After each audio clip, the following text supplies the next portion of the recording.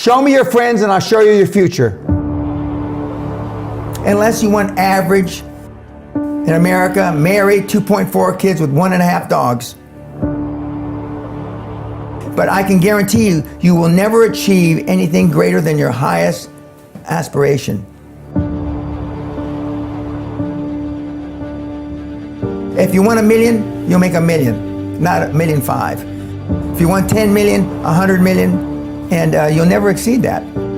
If you change 1 billion lives, that's a formula to become a billionaire and change the world. Time costs lives. Show me your friends and I'll show you your future. You want to know why you're all f***ed up? Just look at the bums you hang around with. I do what you don't want to do, that you know that you got to do to be where you want to be. Ted Turner just gave his 75th anniversary party on CNN a few months ago. And he makes a couple of comments and he says, number one, and I'm not suggesting this for everybody, it's how I live though. First 10 years of my starting CNN, I slept on my couch. I didn't have an apartment. Bill Gates slept in the office. Steve Jobs slept in the office. And I can go down a whole list. Now these are super successful, mega wealthy guys. I slept in my office. Not everybody's willing to make that sacrifice. But it's not the only thing. But even if you don't sleep in your office, if you want to send your kids to a better school, if you want to be able to take care of your mother when she gets dementia, if you want to, this all takes money. My children aren't getting any of my money when I die. Not one centavo, not one penny. And 2 of my kids are cool with it. One of them's not so cool with it. I'm not gonna, I think Andrew Carnegie, by the way, Andrew Carnegie, arguably the richest, most successful entrepreneur of all time, he said the best thing that you can have for a child is him to be born into poverty. And I agree.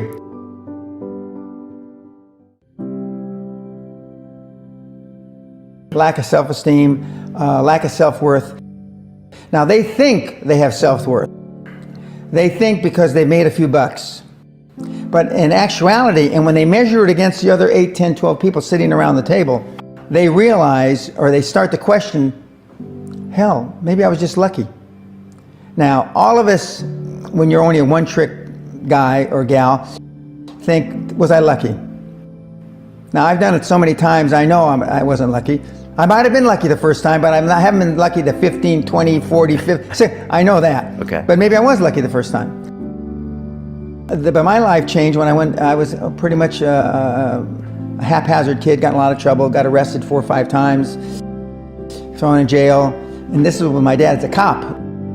But then I volunteered for the draft in 1966 at the height of the Vietnam War. And I went to OCS, and that changed my life because it was the really first real high performance thing that I could measure myself against with other people. 2/3 of all Fortune 500 CEOs have one thing in common: military background. Really? 2/3 of those 2/3 have something else: martial arts. What do you learn in martial arts, Brian? Discipline, focus. A lot of people don't believe they deserve to be there. I convince them, and we have these drills, why you belong there. A lot of people that come there, with money, that have made money, think they made it by accident. Right. I just had one of my superstars who's made $100 million tell me in the last week, I'm not sure I'm going to have another lucky accident. And I said, you did it. I mean, you tried a lot of things. I believe Thomas Edison, I wouldn't have done it 10,000 times. Okay. I would have hired an engineer from MIT to do it. But I mean, I've tried a lot of things. Nobody's failed at more things than I have. And the first 100 million are successes, but I could write a book about failures that'd be, because I've tried a lot of different things. Because failure is just testing. And one of the reasons I've been so successful in generating this equity and value in my kids, and I call you all kids, is because I convince them that making a mistake is okay. Your parents probably told you, you can be anything you want. But you can't. That's horse. You can't. If it's all juxtaposed. So, but what you tell them is that you can do anything you want that you have passion for, because that eliminates most of the crap. Because most people don't follow their dream. You know, like they say in The Sound of Music, you can't have a dream come true unless you have a dream. Now, I still dream. I dream in Technicolor.